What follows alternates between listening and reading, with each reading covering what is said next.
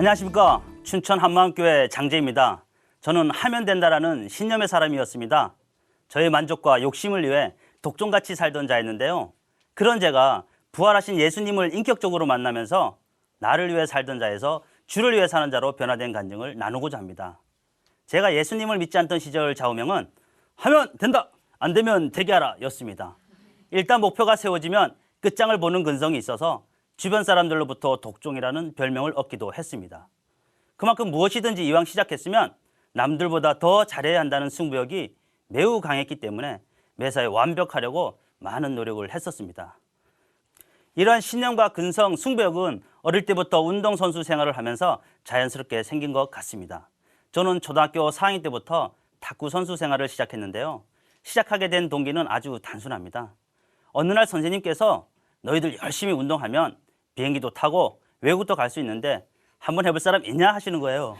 바로 저요 하고 손을 들었죠. 그런데 이것이 고생길인지 그때는 정말 몰랐습니다. 어린 마음에 비행기 한번 타고 싶어서 탁구부에 들어갔는데 처음부터 혹독하게 시키는 거예요. 그 중에서도 체력 훈련이 가장 힘들었습니다. 초등학교 때 줄넘기는 왜 그리 무거운지 몇 번 돌리면 팔이 아파서 못 하겠더라고요. 그런 제가 고등학교 때에는 2단 뛰기라고 한 번 도약해서 2번 돌리는 기술을 쉬지 않고 1000번까지 하는 기록을 세울 정도로 운동선수 시절 내내 혹독한 훈련을 하였습니다. 지금 주변 사람들에게 옛날 얘기를 하면 믿지를 않더라고요. 진짜 했다니까요. 그뿐만이 아닙니다. 체력 훈련의 강도는 학년이 올라가면서 점차적으로 높아져만 갔습니다. 웨이트 트레이닝부터 시작해서 인터벌, 서키트, 산악훈련, 마라톤 등 자신의 한계를 극복하는 훈련을 참 많이도 했습니다. 그 시절에는 힘들고 하기 싫다고 그만둘 수 있는 분위기가 아니었어요. 운동선수 경험이 있으신 분들은 잘 아실 텐데요. 운동부에 들어갈 때는 자기 마음대로 들어갈 수 있지만 나갈 때는 학교 동의 없이는 안 되었죠. 그렇다고 부모님께 빼달라고 하소연해봐야 돌아오는 답변은 참고 이겨내야 성공한다는 말씀뿐이었습니다. 힘든 훈련을 하다 보면 요령도 피우게 되고 체력이 딸려서 잘 되던 기술도 안 될 때가 있잖아요. 그때마다 여지없이 돌아오는 것은 얼차례와 몽둥이였습니다. 그 시절에는 맞지 않으면 성공할 수 없고 맞지 않으면 이길 수 없다라는 명언 아닌 명언이 운동 세계에서는 통용되고 있었어요. 어느 날 다른 팀과 친선 경기를 하다가 이길 수 있는 경기를 졌다고 얼마나 많이 맞았는지 엉덩이가 피가 나서 며칠 동안 앉아서 식사를 못한 적도 있었습니다. 이때 저는 깨달았습니다. 맞지 않으려면 무조건 이겨야 한다는 것을요. 게다가 치열한 경쟁은 매일이었습니다. 상대팀 선수뿐만 아니라 같은 팀 동료들과 보이지 않는 순위쟁탈전은 저에게 엄청난 스트레스를 주었죠. 승자만이 인정받는 냉혹한 승부의 세계였기 때문입니다.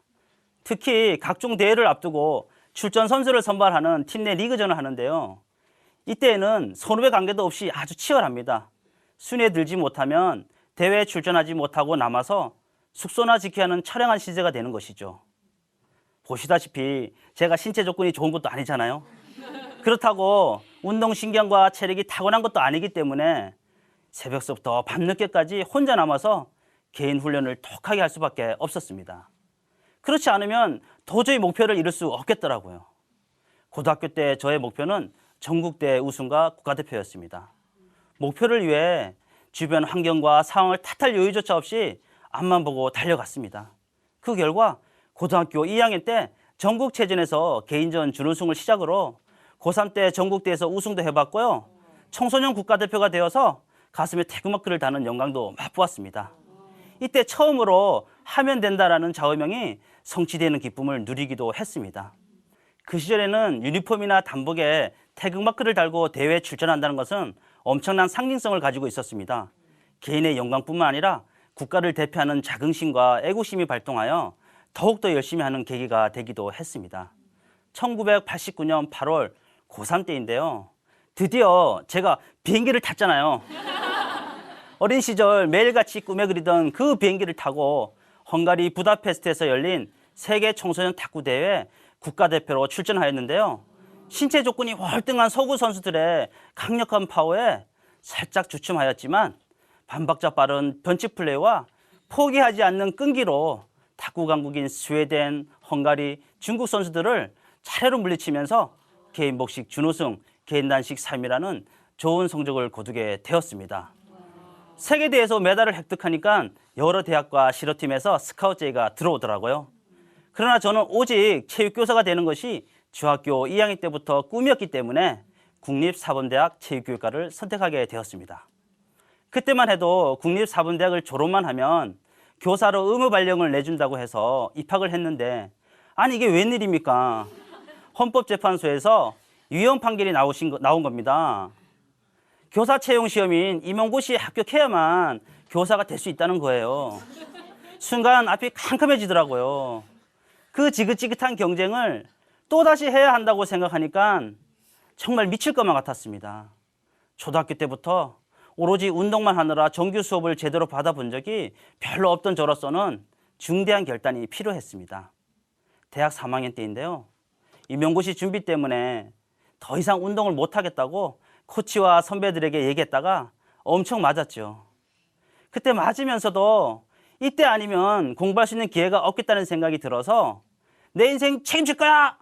라고 소리치다가 강목으로 머리를 맞아서요. 피가 터지는 바람에 응급실에 업혀가기도 했었죠. 제가 생각해도 저는 정말 독한 놈이었습니다. 이렇듯 죽을 고비까지 넘기는 우여곡절 끝에 임용고시를 준비하게 되었는데요. 한 선배가 이렇게 얘기하더라고요. 제이야, 난 너를 믿는다. 그러나 시험에 떨어지면 나와 동문들 얼굴 볼 생각 하지 마라. 열심히 해서 꼭 다시 만나자 라고 말하더라고요. 그 말을 들으면서 각오를 했죠. 나를 믿어준 선배를 실망시키지 않아야겠다는 생각과 꼭 합격해서 저와 같은 운동선수 후배들에게 길을 열어줘야겠다는 생각이 들더라고요. 이때부터 저의 근성과 승벽은 다시 나오기 시작했습니다.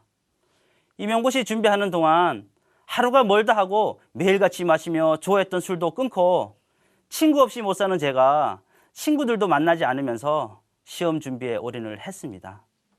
이론 시험뿐만 아니라 체육교과 특성상 종목별 실기시험은 운동선수처럼 하지 못하면 탈락하기 때문에 저에게는 힘든 과정이었습니다.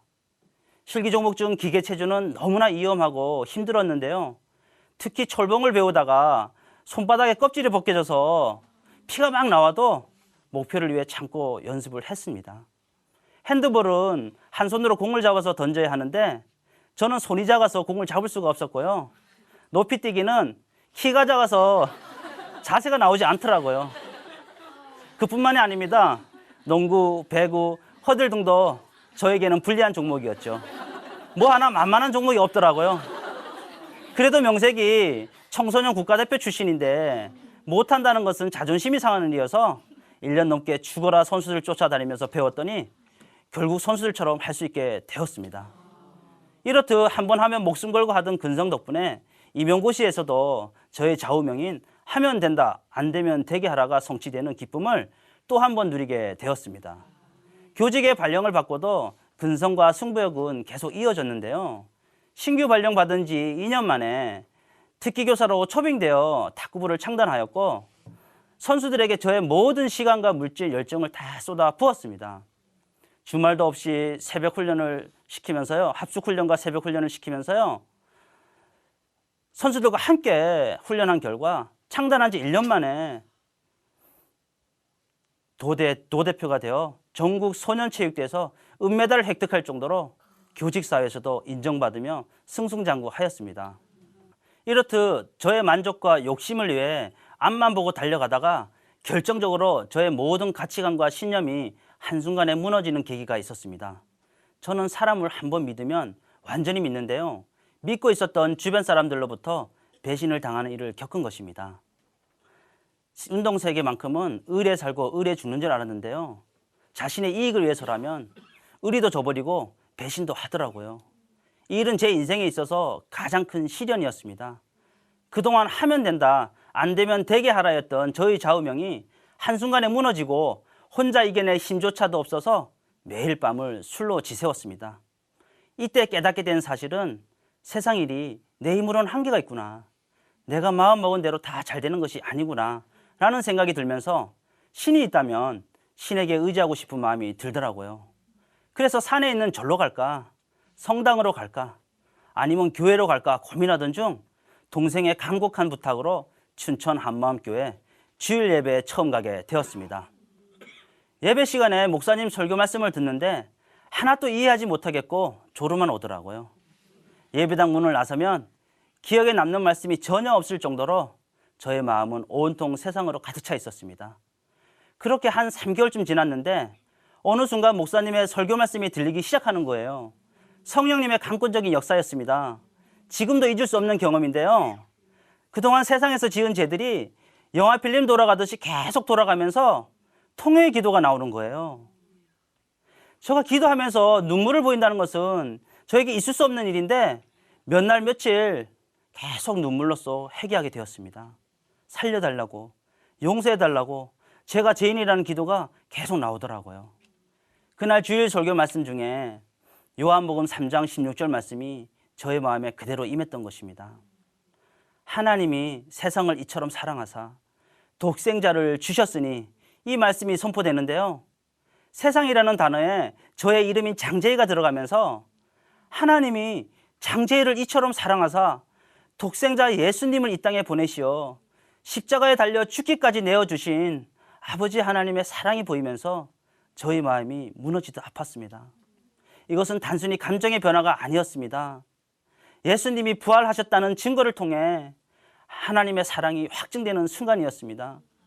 십자가와 부활 사건은 그 누구도 부정할 수 없는 역사였다는 것이 저의 믿음을 흔들리지 않게 만들었습니다. 성경에만 기록되었다면 저는 아마 부활을 믿지 못했을 것입니다. 그런데 성경뿐만 아니라 세계 역사책에 기록된 사실이기 때문에 믿을 수밖에 없었습니다. 초, 중, 고등학교 교과서와 사회과 부도 연대기표, 그리고 백과사전 등 수많은 서적에 예수님이 4대 성인 중 한 분이시며 십자가에 달려 죽은 지 3일 만에 무덤에서 부활하셨다고 기록되어져 있는 것을 보면서 정말 다시 살아나셨구나, 예수님이 하나님이 맞구나 감격하지 않을 수 없었습니다. 그동안 안개처럼 뿌옇게만 보였던 하나님의 실존이 선명해지기 시작했습니다. 요한복음 2장의 말씀처럼 죽은 자 가운데서 다시 살아나신 후에야 성경과 및 예수께서 하신 말씀을 믿었던 제자들과 같이 저도 동일하게 예수님의 부활을 통해 성경의 모든 말씀을 믿을 수 있게 되었습니다. 그동안 믿을 수 없었던 성경 말씀이 사실로 믿어지게 되니까 보이지 않는 천국과 지옥, 하나님의 실존이 그대로 믿어지게 되더라고요. 더욱더 놀라운 것은 로마서 14장에 그리스도께서 죽었다가 다시 살아나신 것은 죽은 자와 산 자의 주가 되려 하심이라는 겁니다. 예수님이 저의 주인이 되시기 위해 죽으시고 부활하셨다는 것이었습니다. 예수님을 모를 때는 내 인생의 주인은 당연히 나라고 생각했습니다. 내 마음대로 내 뜻대로 하면 된다는 신념으로 나의 만족과 욕심을 위해 살았었는데 예수님의 부활을 통해 내 인생의 주인은 내가 아닌 예수님이었음을 정확히 알게 되면서 전능자이신 하나님이 저의 주인이 되어 주신다는 것이 너무나 감사했습니다. 하나님의 마음을 알게 되니까 영혼에 대한 뜨거움이 생기게 되었습니다. 현직 교사로서 학교에 있다 보니까 복음을 듣지 못해 방황하는 어린 학생들이 너무 많은 거예요. 학교가 복음의 사각지대로 보였습니다. 사도 바울은 복음 증거하는 일, 사명이 자신의 생명보다 더 귀하다고 말씀하였는데요. 이 고백이 저에게는 강력한 도전으로 다가왔습니다. 그때부터 지금까지 근무하게 되는 학교마다 기독 동아리를 만들어서 성경 공부와 예배를 드리며 학원 복음화를 위해 달려가고 있습니다. 특히 탄광 지역 고등학교에서 10여 년간 근무할 때 그 짧은 점심시간에 학생들과 함께 기도와 찬양으로 예배를 드리면서 저와 학생들 모두 그리스도 안에서 하나 되는 기쁨을 마음껏 누리기도 했습니다. 하나님께서는 이 동아리 활동을 주변 중고등학교까지 확대시키셨습니다. 그 지역 학생들과 연합으로 한 달에 한 번씩 예배를 드리면서 복음을 전할 수 있게 되어 너무나 감사했습니다. 그리고 모여 중에서 근무할 때 성경 연구반을 만들어서 교회 공동체 지체들 20여 명과 함께 활동하였는데요. 많은 핍박과 조롱이 있었지만 오직 영혼을 살려야 한다는 마음이 부어지니까 두려움이 떠나가더라고요. 격주마다 토요일에 2시간씩 활동하였는데요. 마음이 닫혀있던 학생들이 찬양으로 마음이 활짝 열리는 모습을 보면서 찬양의 능력을 보게 되었고요. 대여섯 명씩 분반하여 복음을 전하였는데 이때 성령님께서 우리 학생들을 얼마나 사랑하셨는지 그동안 자신이 주인되어 자기 마음대로 살았던 죄를 학생들에게 회개하게 하셨고 마음의 주인으로 영접하겠다는 고백을 간증으로 기록하게 했던 놀라운 하나님의 역사가 있었습니다. 그리고 제게 6명의 딸이 생기는 사건이 있었는데요. 학교에서 흡연으로 문제가 심각해지자 교장 선생님께서 흡연하다 걸리는 학생들은 모두 장재희 선생님한테 맡겨서 징계 프로그램을 실시하라고 전체 직원 회의 시간에 일방적으로 선포하셨는데요. 순간 당혹스럽기도 하고 퇴근 시간이 늦어지고 피곤한데 하는 마음도 들었지만 순종하는 마음으로 교육하기로 하였습니다. 며칠이 되지 않아 학교 문제아 6명이 흡연으로 걸려서 저에게 왔는데요. 이 학생들은 단 1분도 집중할 수 없고 단 1분도 앉아있을 수 없었습니다. 이 학생들에게 4주간 매일 1시간씩 방과 후에 성경 읽기를 통하여 복음을 전하였는데 놀랍게도 변화되기 시작하는 거예요. 그동안 자신이 주인 되어서 담배도 피우고 친구도 괴롭히며 나쁜 짓을 하였다고 회개하면서 예수님을 모두 영접하겠다는 거예요. 너무 기뻐서 너희들이 거듭났기에 이제는 우리가 예수님 안에서 한 가족이 된 거야 라고 말하였더니 바로 아빠라고 부르더라고요. 순간 마음이 울컥하였습니다. 그리고 매일 아침마다 종례 시간이면 학생들이 교실 문 앞에서 그 덩치 큰 학생들이 아빠 보고 싶다고 기다리고 있는 거예요. 기분이 참 묘하더라고요. 그리고 복도에서 만나면 아빠라고 큰 소리로 부르면서 그 큰 등치 아이들이 저에게 달려와 안기기도 하였는데요. 순간 당혹스럽기도 하면서 참 기쁘기도 하였습니다. 학교에서 복음을 전하는 일을 통해 하나님께서는 저에게 크리스찬 리더와 교육 선교에 대한 비전을 확고히 주셨습니다. 교사의 비전과 가치관이 학생들에게 그대로 영향을 끼친다는 사실을 알게 되면서 크리스찬 리더의 역량이 그 어느 때보다도 절실히 요구되는 시점임을 깨달았습니다. 요즘은 세상을 화려한 불빛으로 유혹하는 오징어 뼈와도 같습니다. 학교 현장에서도 변색된 불빛에 쏘가 달려드는 오징어같이 짧은 인생을 헛되게 살아가려는 어린 학생들이 너무나 많습니다. 부활의 복음만이 변색된 불빛과 어둠을 물리치게 하는 큰 불빛이며 영혼을 자유케 하는 큰 진리라고 확신합니다. 디모데전서 4장에 이런 말씀이 있더라고요. 육체의 연습은 약간의 유익이 있지만 경건은 범사에 유익이 있으며 금생과 내생에 약속이 있다는 말씀을 보면서 저는 결단하였습니다. 지난날 나의 만족과 욕심을 위해 육체 연습도 독종같이 목숨 걸고 했었는데 영원한 유익을 약속하신 나의 주 나의 하나님을 위해 못할 것이 없지 않습니까? 이제는 내게 능력 주시는 자에서 내가 모든 것을 할 수 있음을 믿기에 오늘도 내일도 주를 위해 달려가는 하나님의 보증수표가 되겠습니다. 감사합니다.